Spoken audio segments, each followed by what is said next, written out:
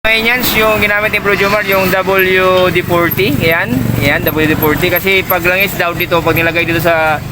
Saan nyo nilagay Bro Jomar? Diyan sa gilid ng preno, no? Ano daw? Kasi matigas yung pero natin. Pinaka-axle ng preno. O pinaka-axle ng preno, sabi ni paring Bugoy. Pinaka-axle ng preno. Kasi pag langis ang ilalagay dyan, dudulas siya pero matigas pa rin kasi hindi matagal yung kalawang. Pero WD-40 ang nilagay. Ayan. Ayan yung kalawang niya mga yan. Sa kalawang yan, sa baba. Ayan, dami oh, natatagal na kalawang. Ayan. WD-40. Kaya tumigas pala yung preno natin kasi ano. Yan, lumalabas na. Kaya ano. Ayan, si Bro Jomar. Ano oh? Medyo lumamutan ng konti. Balik na, hindi kanina, hindi Kasi kayo na, hindi mo balik kayo na eh.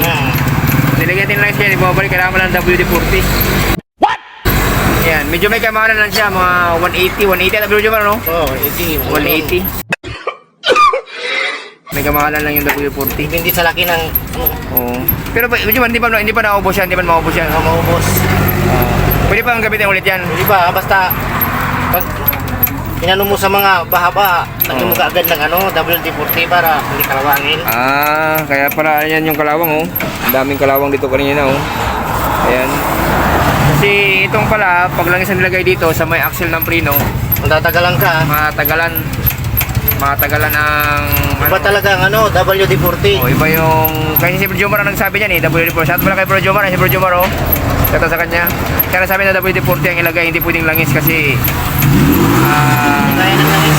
pag langis kalawang hindi matatanggal, dudulas lang. Okay mga Indians?